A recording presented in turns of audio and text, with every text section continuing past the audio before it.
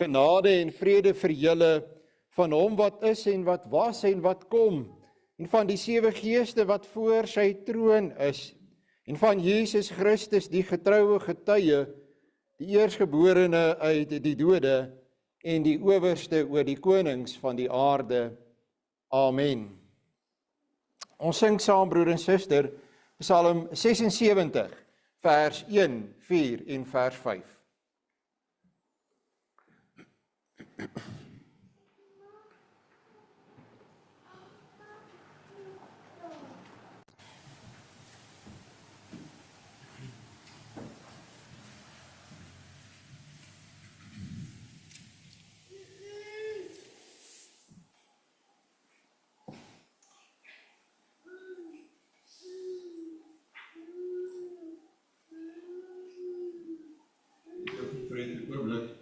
Ek sien hy is 139, werk op 'n melodie van 139 ook.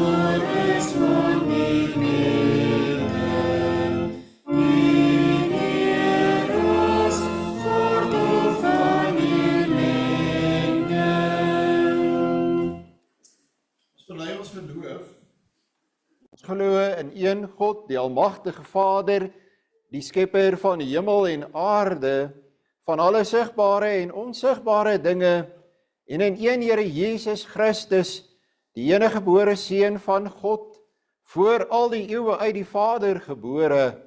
Hy is God uit God, lig uit lig, ware God uit ware God, gebore, nie gemaak nie, een in wese met die Vader, deur wie alles tot stand gekom het.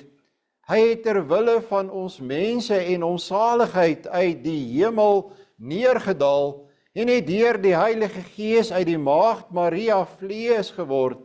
Hy het mens geword. Onder Pontius Pilatus is hy gekruisig. Hy het gelei en is begrawe. Op die 3de dag het hy volgens die skrifte opgestaan en hy het na die hemel opgevaar. Hy sit aan die regterhand van die Vader en hy sal met heerlikheid terugkom om die lewendes en die dooies te oordeel. Aan sy koningskap sal daar geen einde wees nie. Ons glo in die Heilige Gees wat Here is en lewend maak. Hy gaan van die Vader en die Seun uit en hy word saam met die Vader en die Seun aanbid en verheerlik. Hy het deur die profete gespreek. Ons glo aan een heilige, algemene en apostoliese kerk. Ons bely een doop tot vergifnis van die sondes. Ons verwag die opstanding van die dooies en die lewe van die toekomstige bedeling. Amen. Broer en suster, ons luister saam na die wet van die Here. Ons gebruik Deuteronomium hoofstuk 5 vers 6 tot 21. Ek is die Here, jou God, wat jou uit Egipte uit die plek van slawerny bevry het. Jy mag naas my geen ander gode hê nie. Jy mag nie vir jou 'n beeld of enige afbeelding maak van wat in die hemel daarbo of op die aarde hieronder of in die water onder die aarde is nie. Jy mag hulle nie vereer of dien nie, want ek, die Here jou God, eis onverdeelde trou aan my. Ek reken kinders die sondes van hulle vaders toe, selfs tot in die 3de en 4de geslag van die wat my haat, maar ek betoon my liefde tot aan die 1000ste geslag van die wat my liefhet en my gebooie gehoorsaam. Jy mag die naam van die Here jou God nie misbruik nie, want die Here sal die een wat sy naam misbruik nie ongestraf laat bly nie. Jy moet die Sabbatdag so deurbring dat jy dit heilig hou soos die Here jou God jou beveel het. 6 dae moet jy werk en alles doen wat jy moet, maar die 7de dag is die Sabbat van die Here jou God. Dan mag jy geen werk doen nie. Nie jy of jou seun of jou dogter of die man of vrou wat vir jou werk, of jou bees of jou donkie, of enige dier van jou, of die vreemdeling by jou nie, sodat jou werksmense kan rus soos jy. Jy moet daaraan dink dat jy in Egipte 'n slaaf was, en dat die Here jou God jou deur sy groot krag en met magtige dade daaruit bevry het. Daarom het die Here jou God jou beveel om die Sabbatdag te onderhou. Eer jou vader en jou moeder, soos die Here jou God jou beveel het, dan sal jy 'n lang lewe hê en sal dit goed gaan met jou in die land wat die Here jou God vir jou gee. Jy mag nie moord pleeg nie. Ekskuus, die skerm het dood gegaan. Jy mag nie egbreek pleeg nie. Jy mag nie steel nie. Jy mag nie vals teen 'n ander getuig nie. Jy mag nie iemand anders se vrou begeer nie. Jy mag nie sy huis begeer nie. Ook nie sy grond, sy slaaf of slavin, sy bees of donkie of enigiets anders wat aan hom behoort nie. Ons gaan saam sing Psalm 25, vers 2 en vers 3, baie bekend. Psalm 25, leer my Heer u regte weë, daarna bid ons saam.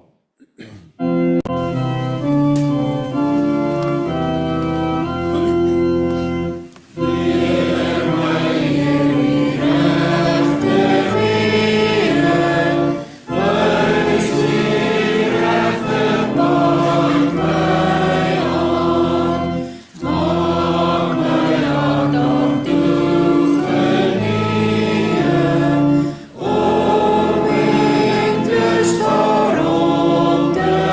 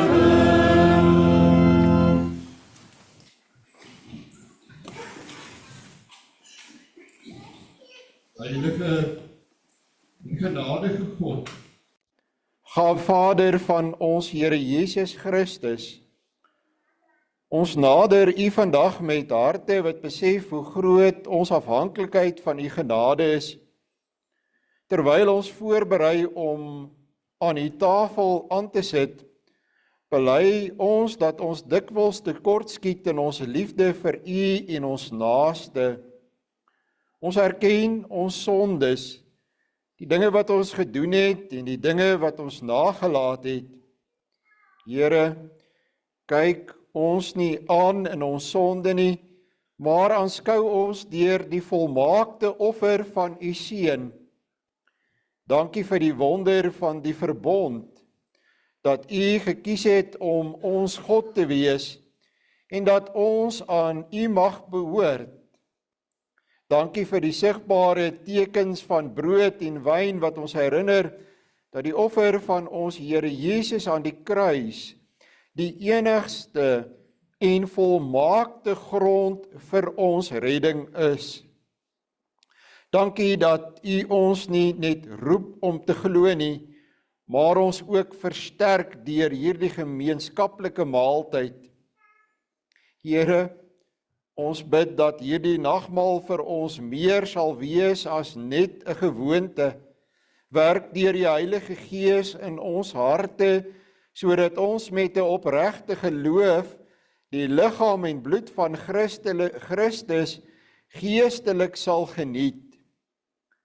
Versterk ons geloof, gee ons nuwe moed vir die stryd teen die sonde en vul ons met 'n vurige liefde vir ons medegelowiges.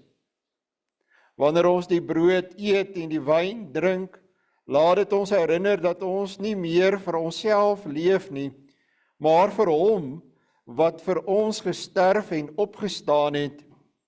Help ons om as 'n getroue getuie en 'n ambassadeur van die koninkryk te leef in alles wat ons doen.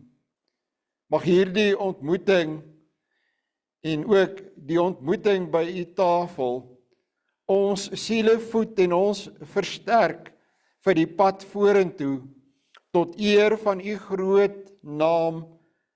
Bid ons hierdie gebed in die naam van U Seun, ons Here Jesus Christus. Amen.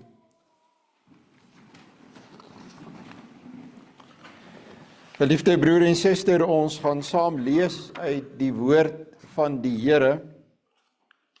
Ons gaan eers die katekismes prediking hanteer, dit wat oor is van Sondag 4. U sal onthou dat Sondag 4 bevat 3 bedenkinge oor God, en ons is by die derde en laaste bedenking, en dit het nou veroorsaak dat ons 'n ekstra preek het, wat ons saam met 'n vrystofpreek moet hou, en ek het geoordeel, dit is die geleentheid daarvoor.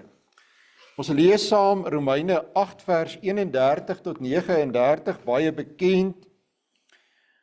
Die 53 vertaling, wat sal ons dan van hierdie dinge sê? As God vir ons is, wie kan teen ons wees? Hy wat self sy eie seun nie gespaar het nie, maar hom vir ons almal oorgegee het, hoe sal hy nie saam met hom ons ook alles genadiglik skenk nie? Wie sal beskuldiging inbring teen die uitverkorenes van God? God is dit wat regverdig maak. Wie is dit wat veroordeel? Christus is dit wat gesterf het, ja, meer nog, wat ook opgewek is, wat ook aan die regterhand van God is, wat ook vir ons intree. Wie sal ons skei van die liefde van Christus? Verdrukking, of benoudheid, of vervolging, of honger, of naaktheid, of gevaar, of swaard, soos geskrywe is, om U ontwil word ons die hele dag gedood. Ons is gereken as slagskape, maar in al hierdie dinge is ons meer as oorwinnaars, deur Hom wat ons liefgehad het. Want ek is versekerd dat geen dood, of lewe, of engele, of owerhede, of magte, of teenwoordige, of toekomende dinge, of hoogte, of diepte, of enige ander skepsel ons sal kan skei van die liefde van God, wat daar in Christus Jesus ons Here is nie. En dan die vraag wat oorbly in Sondag 4, vraag 11, is God dan nie ook barmhartig nie? En die woord barmhartig beteken eintlik maar liefde, kinders. Is God dan nie ook liefdevol nie? En dan is die antwoord, God is wel barmhartig, maar hy is ook regverdig. En daarom eis hy geregtigheid dat die sonde wat teen die allerhoogste majesteit van God gedoen is, ook met die swaarste straf gestraf moet word. Dit is die ewige straf aan liggaam en siel. God het ons nie lief genoeg nie. Die liefde van God skiet tekort. Hierdie is die derde en die laaste bedenking teen God. En dit is eintlik die ernstigste van die 3 bedenkings. Dit is die bedenking, glo ek, wat God ook die diepste seer maak, wanneer iemand dink dat God se liefde vir ons nie genoeg is nie. Onthou jy dat die eerste bedenking was dat God vra van ons in sy wet wat hy weet ons nie kan doen nie. Met ander woorde, ons het gesê God is onregverdig, deurdat hy van ons dinge vra wat ons nie kan doen nie. Die tweede bedenking het gesê, God kan dit wat ons verkeerd gedoen het, dood eenvoudig ongestraf laat bly. Hy hoef dit nie te straf nie. Dit is sy besluit. Nou kan 'n mens agterkom, is iets van 'n opbou, want die derde een sê, God het my nie lief genoeg nie. Nou kan jy jouself verontskuldig en sê, hierdie dinge is nie iets wat ek sê nie. Hierdie is die dinge wat ander mense sê, dis die dinge wat ander mense kwytraak. Maar broer en suster, is hierdie nie jou belydenis nie? Dis tog jou en my belydenis, die Heidelbergse Katekismus. Nou vra ek vir u dan, hoekom is dit hier geskryf? As dit nie by mense soos ons voorgekom het, al 'n paar 100 jaar gelede nie. Moenie so vroom probeer wees nie. Ek wil u vra, asseblief, wees minstens eerlik. Wees eerlik. Dat hierdie dinge ook by ons opkom. Dat ons as mense ook sondaar mense is wat aan hierdie tipe van dinge dink. Ek vat hierdie hele belydenis eerder as om 'n enkele deel van hierdie belydenis na te laat. Ek is eerder eerlik oor myself as wat ek loop met leuns in my hart. Maar wat is dan nou die liefde van God? Ons belydenis noem dit barmhartigheid. Dit is eintlik maar net ook 'n ander woord vir die liefde van God. U kan dit maar onthou. En eintlik wat hier maar net vir ons gesê word, is dat die liefde van God is altyd genoeg. En as jy gaan kyk na die 2 temas van hierdie preke wat ek vir u gestuur het, dan sal jy agterkom dat die 2 temas is baie naby aan mekaar. Die tweede tema sê, God gee nie moed op nie. Hierdie tema sê, God se liefde is altyd genoeg. Sy liefde skiet nie tekort nie, met ander woorde. Mense maak teenstrydigheid tussen 2 dinge. Tussen die barmhartigheid van God en die regverdigheid van God. En dis nie net hier wat dit gedoen word nie, wat dit genoem word, hierdie teenstrydigheid in ons belydenis nie. U ken die baie bekende hoofstuk 2 van die Dordtse leerreëls. Daar word dit ook genoem.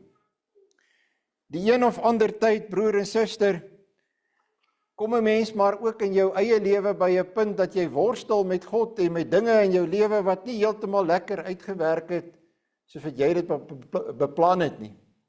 Dinge wat skeef geloop het.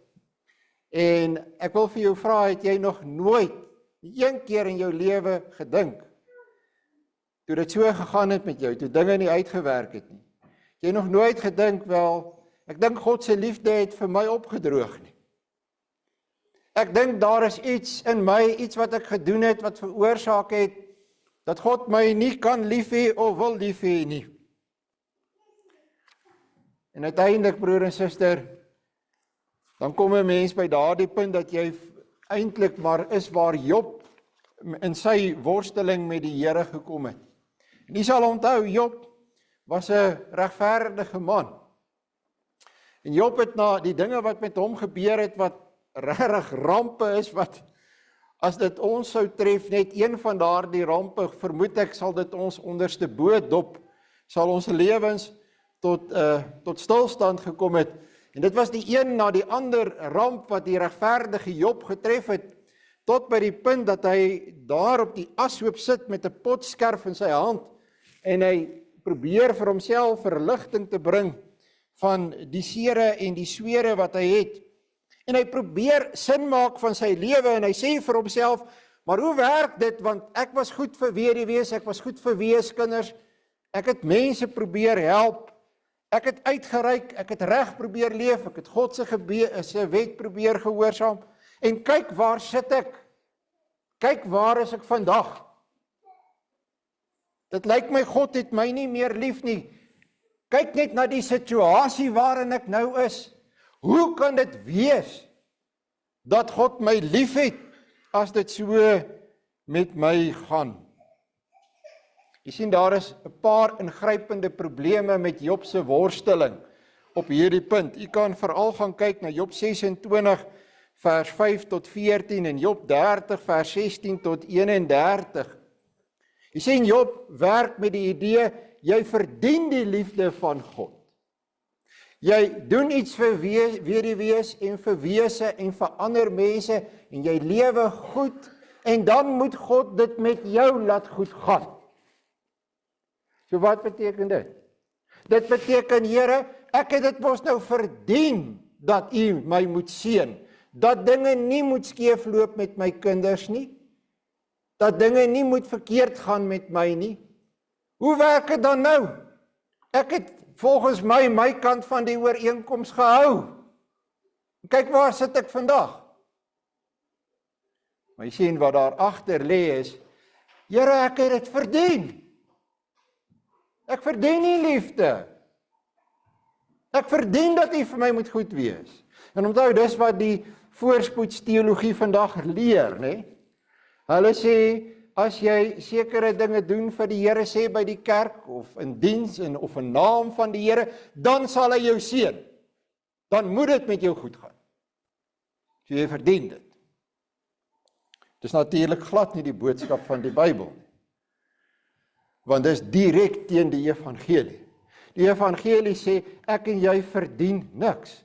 Alles wat jy is, wat jy nou het, die mense wat daar om jou sit, vir wie jy lief is, dit wat goed in jou lewe is, dit wat reg in jou lewe is, en glo my, daar is, al dink jy nie daar is nie, het jy dit verdien. Is jy geregtig daarop? Jy is nie. Dis die genade van God. Dis onverdiende guns. Jy sien, dit is in wese een van die groot foute wat Job natuurlik gemaak het. En Job het gedink, hy het vergeet. Hy is 'n sondaar mens. Dis die ander ding wat hy vergeet het. Al lewe ek en jy hoe, broer en suster, al probeer jy hoe hard om die wet van die Here te gehoorsaam, bly jy 'n mens wat nog steeds struikel en val en sonde doen. En God kan ons sondes straf en moet ons sondes straf. En as hy ons sondes straf, broer en suster, wie van ons kan enigiets voor hom verdien? Dis hoekom dit so 'n wonderwerk is dat God sy seun vir ons gegee het as 'n verlosser, want ons het dit nie verdien. Sien, daar is soveel maniere as ons praat oor die liefde van God, dan maak ons dit altyd op die een of ander manier iets wat ons toekom, waarop ons geregtig is, wat ons verdien, wat ons moet hê. Selfs die feit dat jy vanoggend kerk toe gekom het, kan jy vir jouself sê, ek doen goed, ek verdien daarom ietsie daarmee. Wees maar versigtig daarvoor. Dis nie die evangelie nie. Liefde en reg loop saam.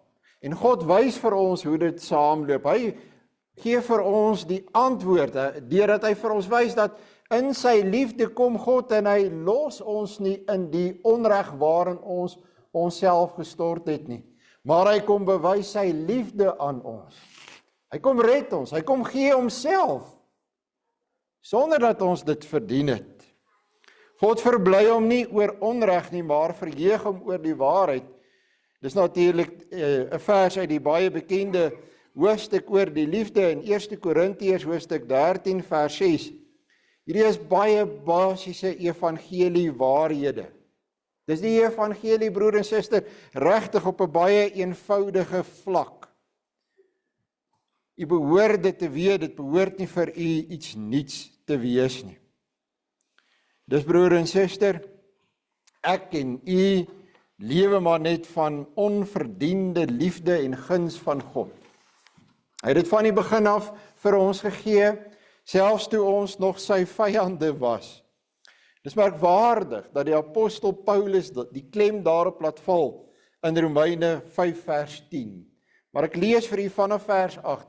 Luister net vir 'n oomblik na dit wat Paulus hier sê. Hy sê, maar God bewys sy liefde tot ons daarin, dat Christus vir ons gesterf het toe ons nog sondaars was, slegte mense. Jy sien, as jy hier werk met die idee dat jy's 'n goeie mens, 'n goeie Christen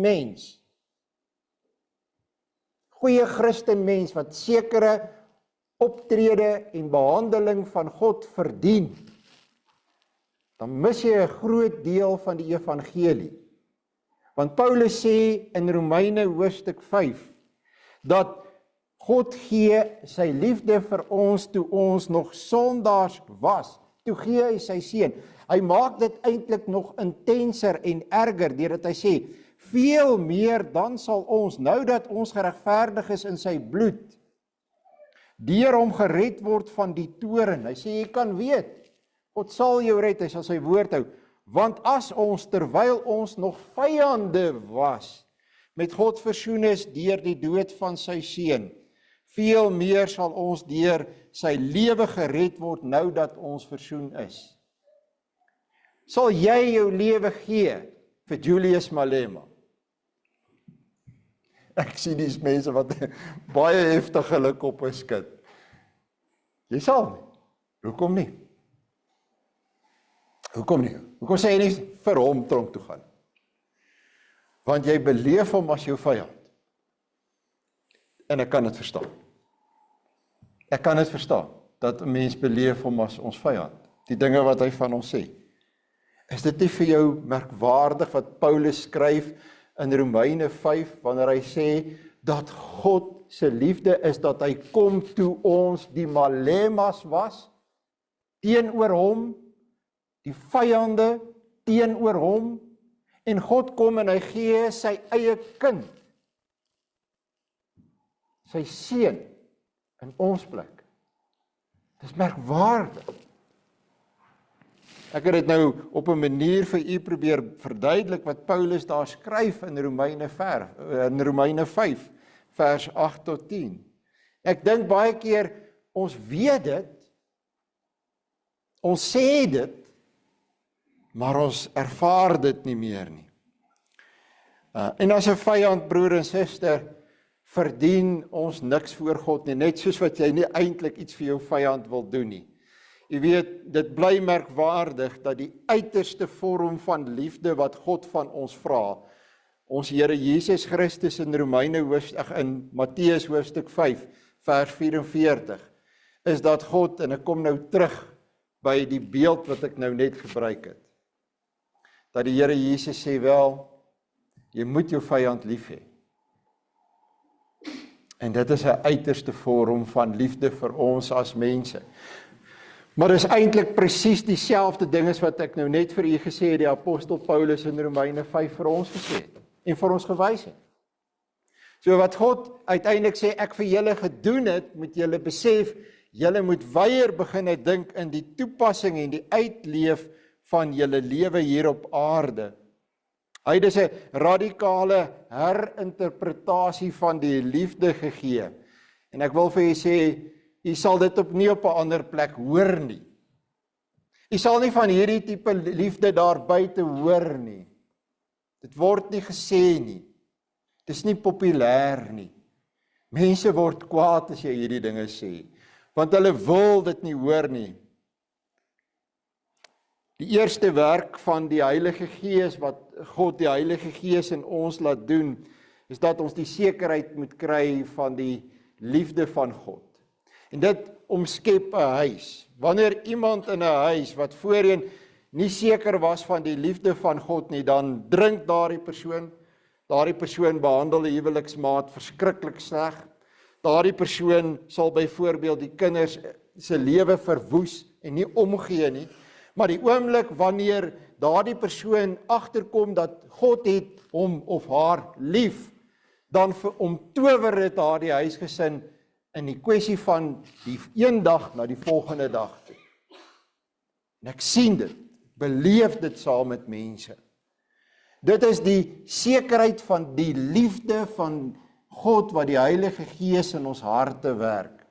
Dis die belangrikste ding waarvan 'n mens op die ou einde van die dag in jou lewe moet seker wees, dat die Heilige Gees jou verseker dat God jou werklik liefhet. En ek kan verwys hier na Romeine 8 vers 15 spesifiek, waar Paulus skryf, want julle het nie ontvang 'n gees van slawerny om weer te vrees nie, maar julle het ontvang die gees van die aanneming tot kinders deur wie ons roep, Abba, Vader. Die Gees self getuig saam met ons gees dat ons kinders van God is.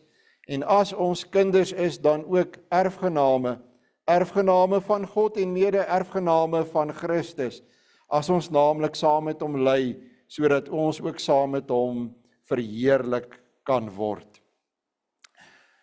Dus broer en suster, bewaar hierdie kosbare klein noot in jou hart, dat God jou wel werklik liefhet. God se liefde is 'n ewige liefde. Ek wil baie kortliks daarop wys, broer en suster, dat dit is omvangryk. Ek sê altyd vir u, ewige liefde beteken nie 'n begin nie en ook nie 'n einde nie. Wyer is wat ek en jy met ons beperkte verstand kan verstaan. Gaan kyk na die geskiedenis van die volk Israel. Gaan kyk hoe dat hierdie volk hulle rug op die Here gekeer het, net soos wat jy doen, en net soos wat ek maak. En uiteindelik het God hulle nie verwerp nie, maar het hy aan hulle getrou gebly. So jy wat worstel met jou sonde, met die werklikheid daarvan, wat dit lewensgroot in jou lewe aanskou, wat soek na 'n genadige God, gaan dink weer oor die liefde van God en die troue liefde van God. Dis 'n verbondsliefde. Ons noem dit goedertierenheid, verbondsloyaliteit. Ek bly getrou aan julle ten spyte daarvan dat jy nie aan my getrou is nie. Jy en ek. Broer en suster, jy is nie volmaak nie en ek is ook baie ver van volmaak af. Maar God is nie afhanklik van ons volmaaktheid om ons lief te hê nie.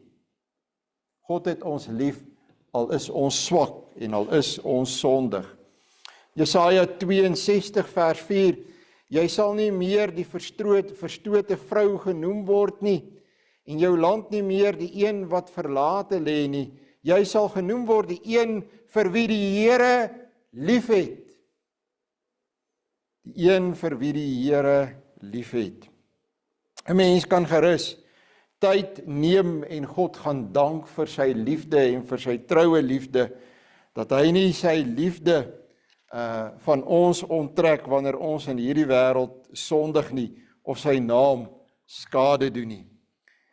Dis broer en suster, wees seker van die ewige liefde van God.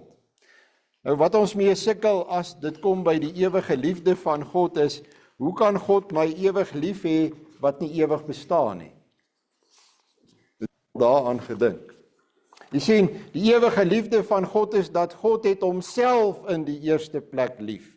Nou klink dit vir ons as mense selfsugtig, want ons herken dit by ons. Ons herken die probleem by ons, dat ons het onsself lief, ons het nie ander lief nie.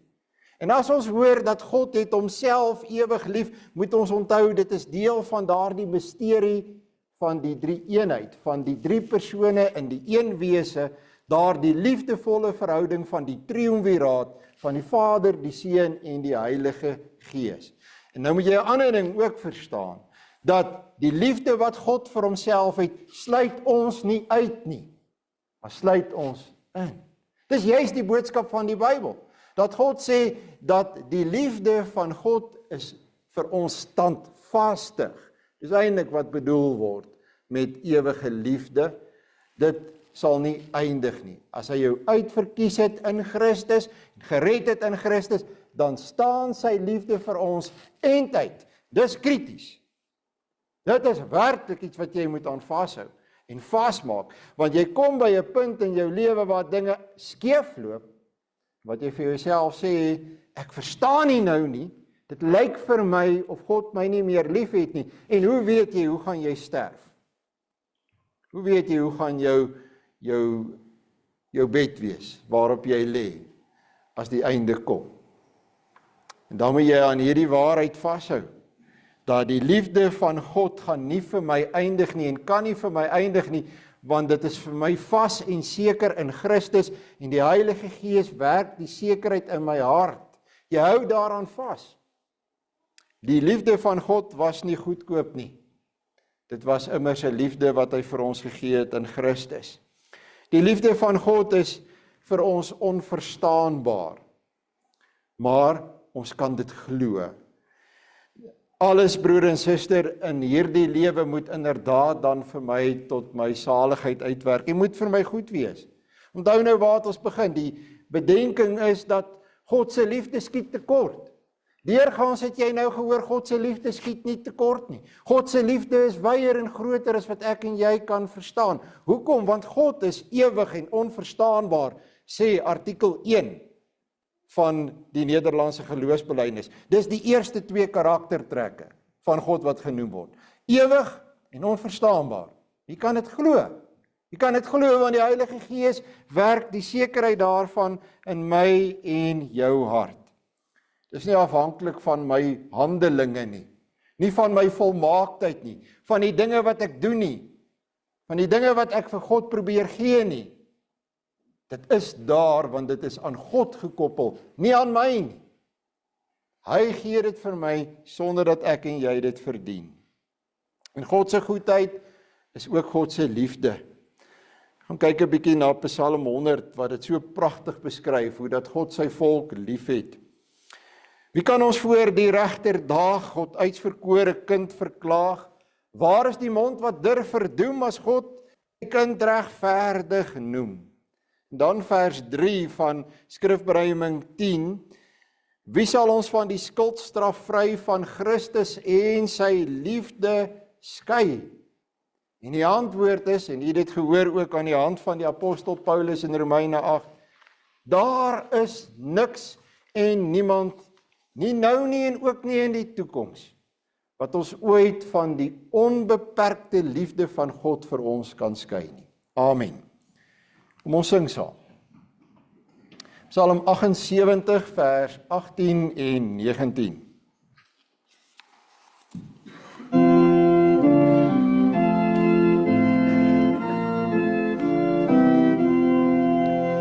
Hy het vir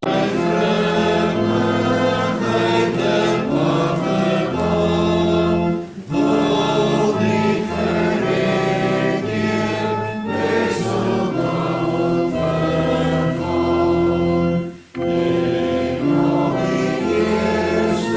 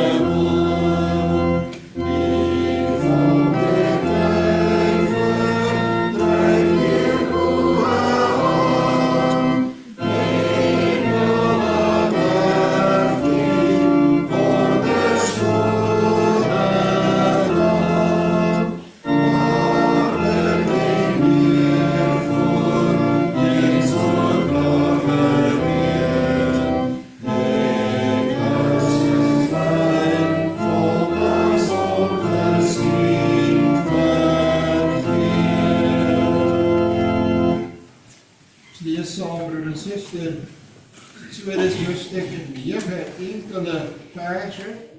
Vers 1 tot 7 gebruik weer die 53 vertaling.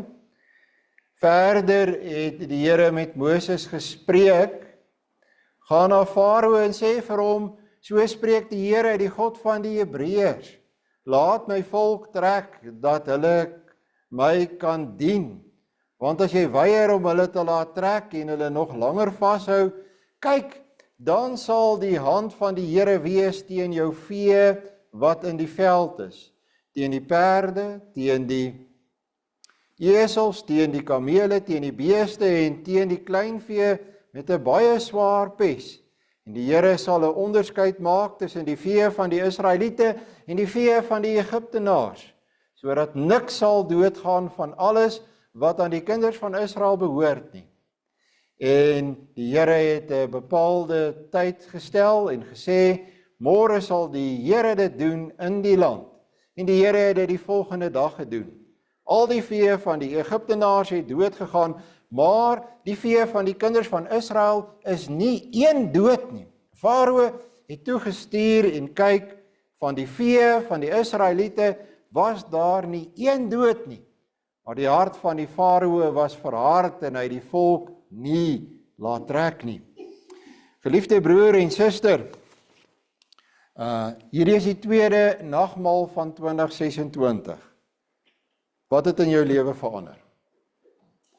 Watter sonde het jy daadwerklik gesê, hierdie sonde, met dit gaan ek ophou? Het jy dit miskien teenoor iemand genoem? Het jy werklik gaan sit en dink, wat in jou lewe aan die gang is, en hoekom hierdie een spesifieke sonde werklik nou in jou lewe gehanteer moet word?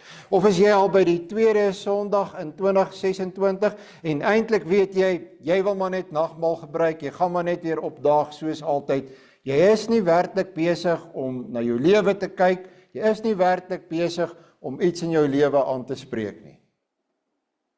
Wees eerlik daaroor, weer 'n keer. Ek dink baie keer is dit die probleem met ons mense. Daar is 'n datum op die kalender en ons voel dat solank as wat die kerkraad die sake reël, dat die datum kan kom vir nagmaal en ek kan opdaag by die nagmaal en nagmaal gebruik, dan is die dinge reg. Verder verander niks. Jy gaan maar net so aangaan met die sonde, niks gaan verander nie. Jy's dalk baie besig met die sonde van ander mense. Jy kan dit baie duidelik raak sien, maar jou eie sonde, daarmee is jy nie besig.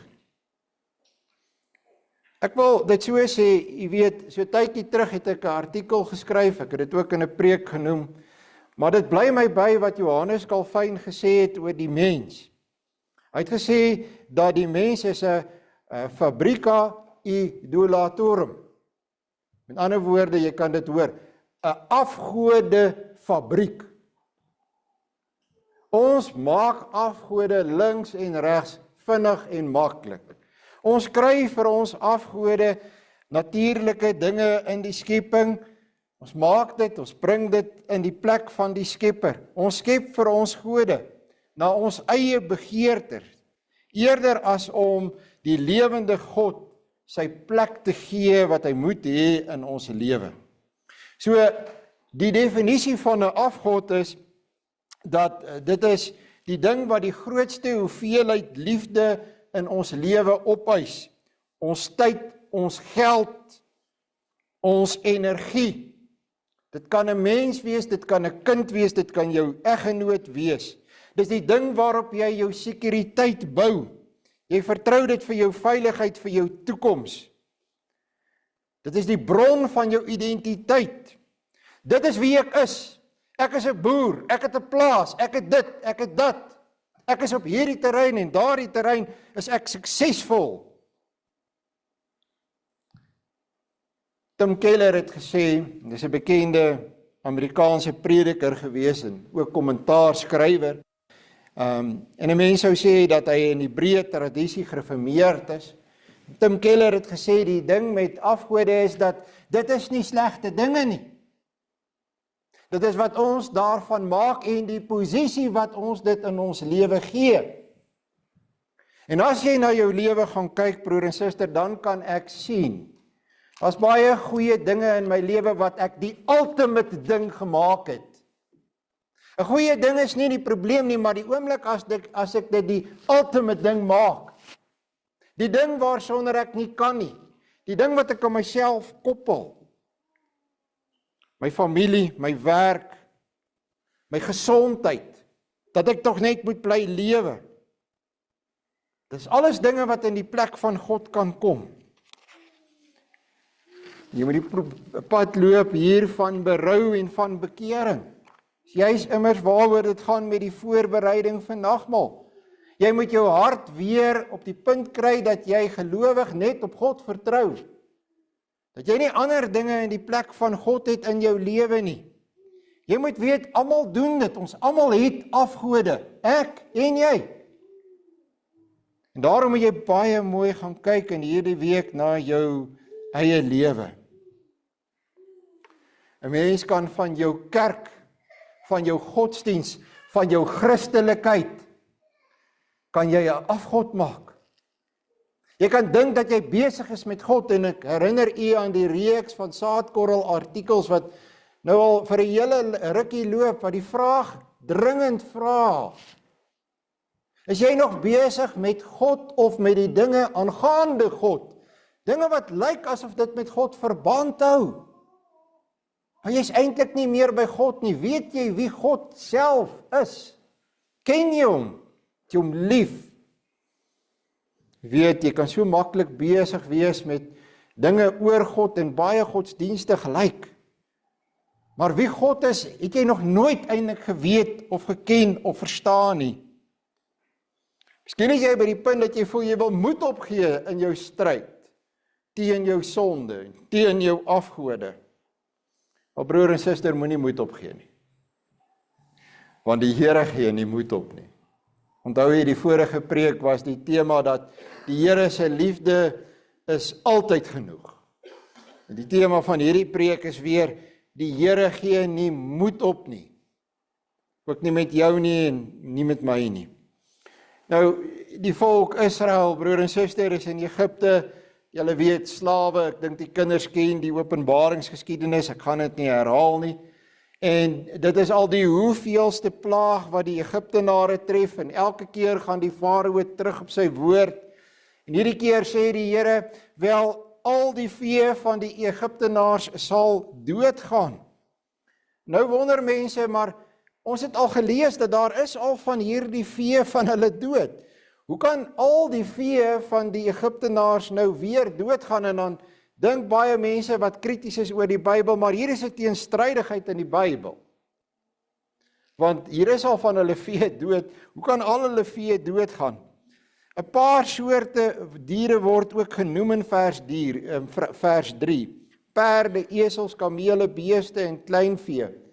En 'n eerste verklaringsmoontlikheid is om te sê, daar gaan nie net een soort dier doodgaan nie. Maar dit gaan 'n verskeidenheid van diere tref. Al die beeste, al die hoenders, 'n algemene pes sal hulle diere tref. In die tweede plek kan dit gaan oor die feit dat alles wat buite is, alles wat in die veld is, sal doodgaan, dat jy dit ook op daardie manier kan verstaan. So hier is nie sprake van 'n teenstrydigheid nie. In die derde moontlikheid kan dit wees dat dit 'n hiperboliese uitdrukking is om te sê, baie van hulle gaan doodgaan. So, broer en suster, daar geen teenstrydigheid op hierdie punt in die Bybel nie. Ek herinner u net aan die patroon. Moses kom by die farao, hy kondig elke keer aan, so spreek die Here, volgens die verbondsnaam van die Here, die God van Hebreërs, laat my volk trek dat hulle my kan dien, vers 1. Dis krities. Farao, laat my mense gaan dat hulle my kan dien en net vir my. Jy sien, en 'n afgod laat dit nie toe nie. Hy laat nie toe dat jy net God dien nie.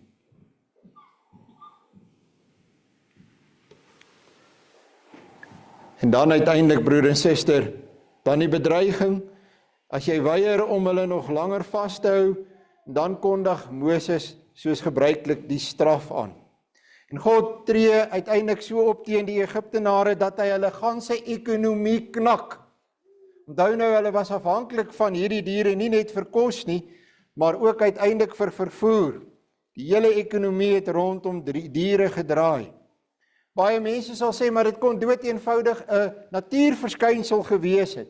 Die Bybel sê vir ons, dit is 'n wonderwerk wat God gedoen het, deurdat hy gestraf het, omdat mense teen hom opstandig is. Nou dit altyd maar ook vas, broer en suster, dat ons die gesag van God se woord bo alles moet handhaaf. Die merkwaardige is dat die Here wys dit is sy wonderwerk deur te sê, ek sal vir jou presies sê wanneer dit gaan begin. Dit wys vir ons, dit was nie maar net 'n natuurverskynsel, iets wat maar net gebeur het nie. Vers 5, die Here het 'n bepaalde tyd gestel en gesê, môre sal die Here dit doen in die land. Hy sê ook wat die grens is. Hy sê, ek sal 'n muur as het ware bou tussen julle en die volk Israel. My volk Israel sal nie deur hierdie plaag getref word nie. Daar is 'n onsigbare muur van my genade wat my kinders beveilig. Maar dit gaan vir God uiteindelik in hierdie hele stryd met die plaag oor die afgode. En jy moet weet, daar was verskriklik baie afgode in Egipte gewees. Numeri 33 vers 4 sê vir ons, die Here het aan hulle afgode, aan hulle gode strafgerigte voltrek. Dit was die doel daarvan. Die Here wou vir sy volk wys dat hierdie goed is nie waarlik God nie. Hulle het byvoorbeeld, net om vir u 3 van hulle te noem, wat verband hou met diere, en miskien sal u dit ken. Apis die bul, God, wat afgebeeld is as 'n bul, wat hulle in Memphis, die stad, vereer het. Daar het hulle 'n lewendige stoetbul aangehou, en as daardie stoetbul gesterf het, het hulle hom seremonieel begrawe. Die bekende godin Isis is ook afgebeeld met horings op haar kop. Die godin Hathor is afgebeeld as 'n koei, en die farao het voor haar gekniel en aan haar eier gedrink. So jy kry die indruk van dat hulle vee was deel van hulle afgode. En God moet nou juist vir hierdie volk wys, wat groot geword het vir honderde jare met hierdie afgode. Dit is nie julle God nie. Ek is julle God, en ek vereis dat julle net my moet dien. En hy is 'n onsienlike God. Nou sê julle onthou dat toe hulle deur die wildernis gereis het, het Aaron juis vir hulle 'n afgod gemaak op hulle versoek. En kan jy onthou wat was die vorm van die afgod wat Aaron vir hulle gemaak het? Onthou jy dat dit ook die vorm van 'n bul was, 'n kalf was, waarop hulle dan as het ware God moes visualiseer. Dit ten spyte daarvan dat hulle gesien het en geweet het dat die afgode van Egipte nie eg is nie. Dis die eerste en die tweede gebod. Die eerste gebod is, jy moet God alleen lief hê. Dis waaroor hierdie preek gaan. Jy moet God alleen lief hê en jy moet God alleen dien. Dis die tweede gebod. Dis baie basies. Dis die kern. Ek bring jou met hierdie voorbereidingsdiens terug tot by die eenvoudigste waarhede, sodat jy kan nagmaal gebruik. Jy moet net God lief hê en jy moet net God dien, nie enige afgod nie. En jy kan dit nie doen op die manier wat jy dit wil doen nie, jy moet dit doen soos wat God dit wil doen.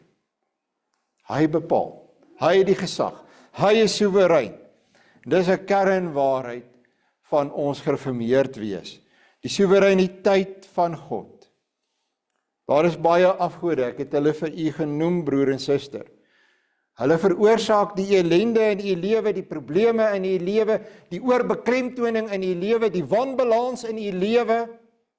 En ek sê weer eens, dis goeie dinge, maar jy het 'n wanbalans in jou lewe, want jy oorbeklemtoon daardie spesifieke ding. Jy kan nie God op hierdie manier dien nie. Jy kan nie deel hê aan die soenverdienste van Jesus Christus, terwyl jy krampagtig vashou aan jou afgode nie. God sal nie toelaat dat ek en jy afgode in sy plek stel en dien nie. En baie keer weet mense van die krag van God. Die Farao het byvoorbeeld 'n kommissie gestuur. Hy het gesê, gaan vind uit of hierdie dinge so gebeur het.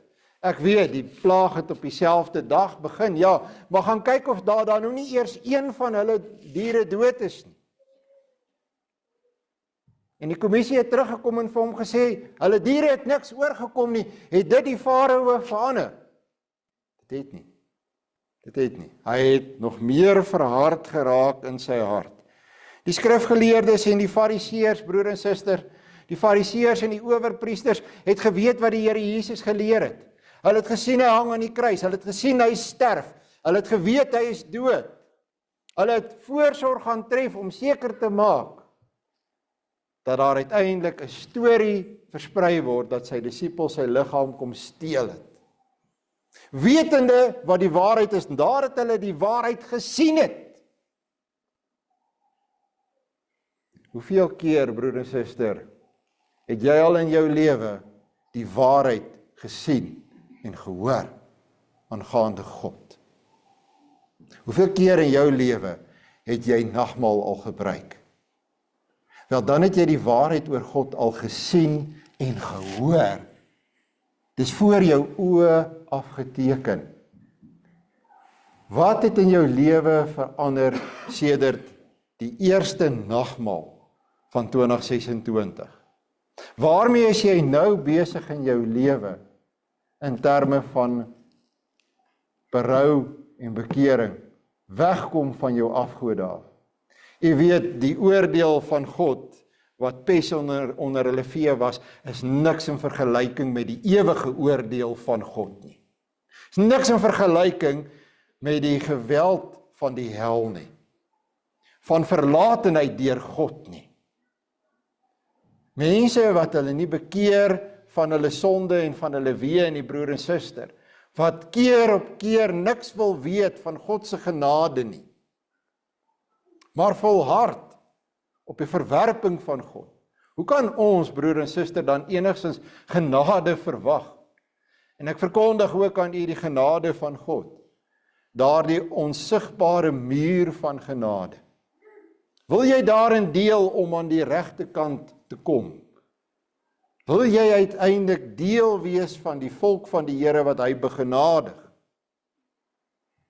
En dan moet jy lewe uiteindelik soos iemand wat weet wat daardie genade beteken, wat dit ken.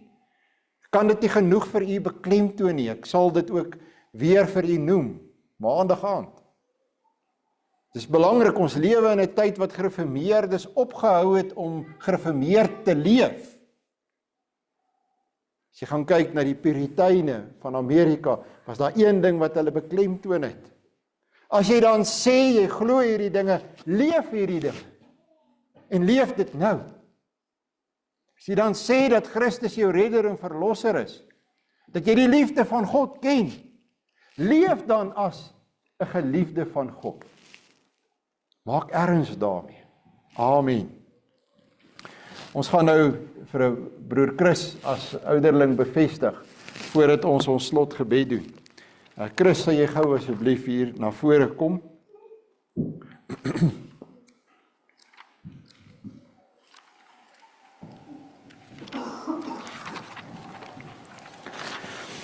Broer en suster, ons bevestig broer Chris as die ouderling vir wijk 5 in die plek van broer Cassie Miller wat af is weens sy operasie.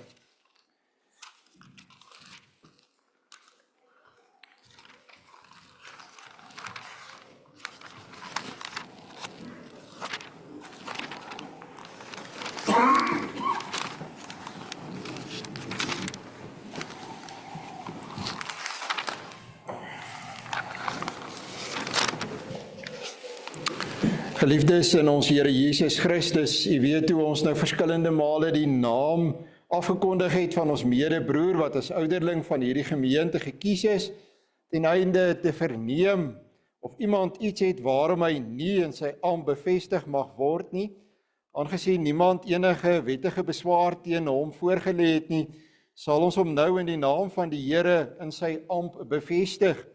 Vir die doel, broer, moet u wat bevestig word en ook alle aanwesiges eers uit die woord van God 'n kort uiteensetting van die instelling en amptswerk van die ouderlinge aanhoor. 'n Ouderling is iemand wat die diens van regering in die gemeente van Christus beoefen. Ouderlinge of opsieners het deurgaans in die apostoliese kerk die gemeente met die woord geregeer en versorg volgens die gawes wat die Heilige Gees gegee het. Ons glo dat Christus mense tot besondere dienste in sy kerk roep om die gelowiges vir hulle dienswerk toe te rus tot opbou van die liggaam van Christus en daarom rus Christus hulle ook toe met die gawes wat hulle nodig het. As ouderling, geliefde broer, word u geroep om die gemeente te regeer en te versorg. Hierdie diens word nie net aan een of twee toevertrou nie, maar aan al die ouderlinge saam, wat onder leiding van en saam met die bedienaar van die woord die kerkraad vorm. Om hierdie diens behoorlik te kan uitoefen, is dit nodig dat die ouderlinge die woord van God deeglik ondersoek en hulle in die rykdom van die evangelie verdiep. Die opdrag as ouderling is dus die volgende. 1.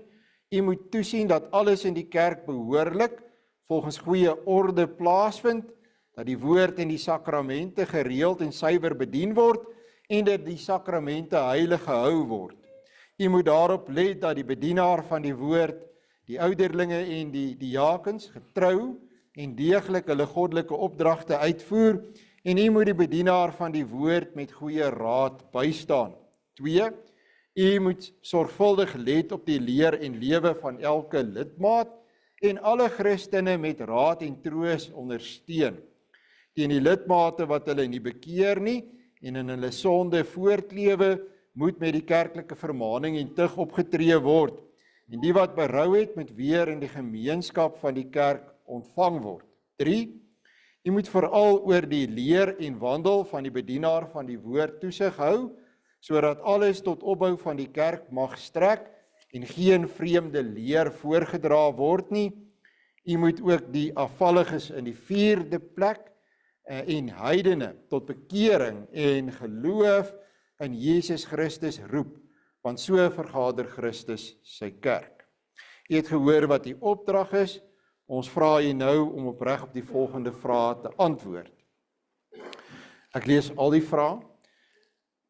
Is u in die hart daarvan oortuig dat u wettig deur die gemeente van God en daarom deur God self tot hierdie heilige diens geroep is? Glo u dat die Heilige Skrif die woord van God is en dat dit die volmaakte leer van die saligheid bevat en verwerp u alle leringe wat daarmee in stryd is? Beloof u om u goddelike opdrag getrou en met ywer ooreenkomstig hierdie leer uit te voer en volgens hierdie leer te lewe?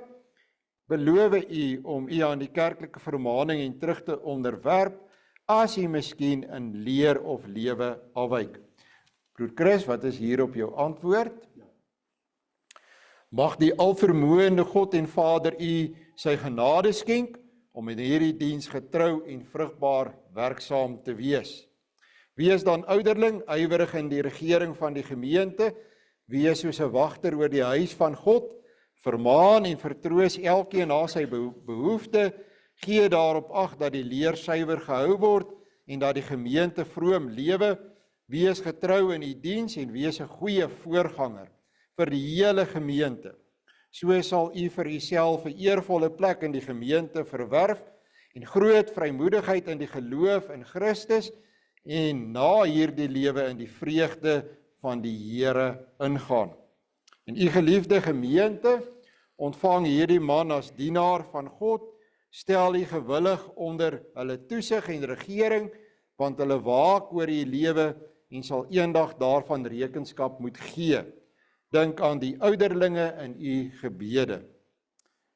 Kom ons sing saam Psalm 134 vers 4, laat Heer u seën op hom daal.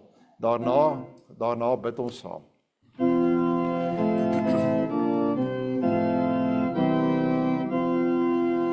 Laat Heer u seën op hom daal, egens uit Sion hom bestraal, u wat beveel en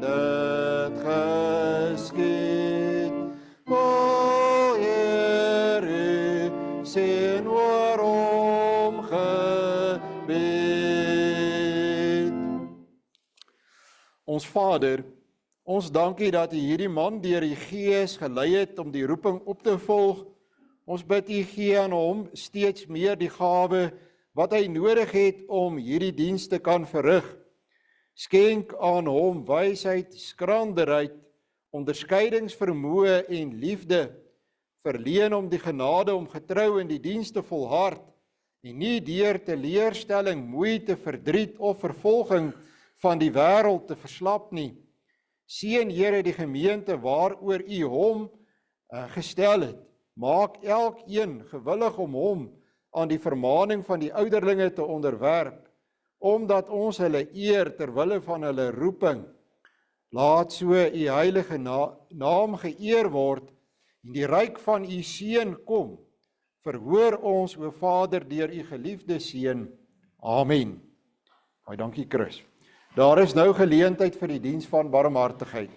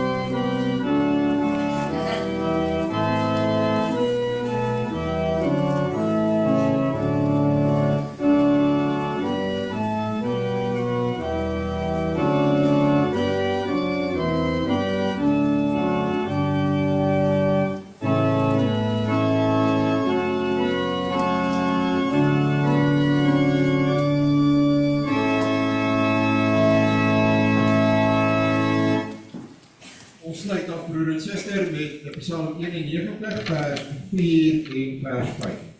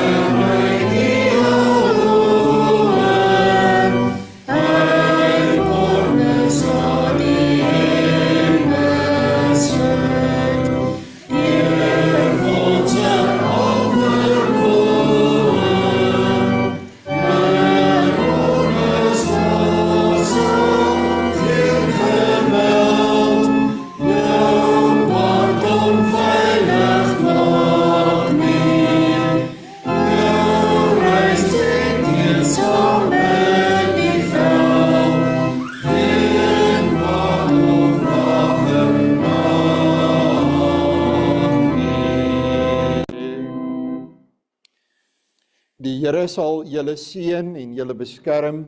Die Here sal tot julle redding verskyn en julle genadig wees. Die Here sal julle gebede verhoor en aan julle vrede gee. Amen.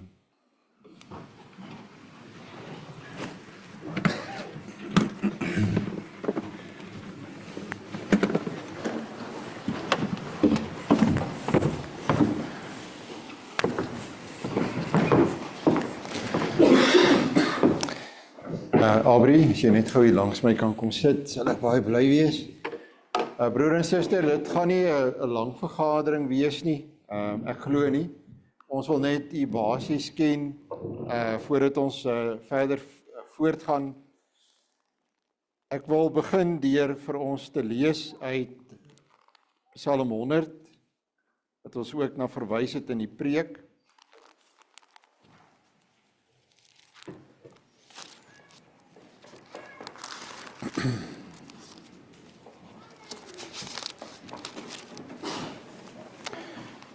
Psalm 100 vanaf vers 1, Psalm, by die lofoffer, juig voor die Here, o ganse aarde, dien die Here met blydskap, kom voor sy aangesig met gejubel, erken dat die Here God is, hy het ons gemaak en ons is syne, sy volk en die skape van sy weide, gaan sy poorte in met lof, sy voorhowe met lofsang, loof hom, prys sy naam, want die Here is goed, sy goedertierenheid is tot in ewigheid, sy trou van geslag tot geslag. Ons bid saam. Ons Vader wat in die hemel is, in hierdie saak wil ons as gemeente nie voortgaan of aangaan, as U nie vir ons daarin leiding gee nie, en daarom nader ons U en vra ons dat U ons sal lei deur die Heilige Gees. Ons kyk na U vir die pad wat ons moet loop. Ons bid ons gebed in U Seun se naam. Amen. Broer en suster, ek gaan dit baie kort hou. Die hervormde kerk het gevra of ons hulle kerkgebou wil koop.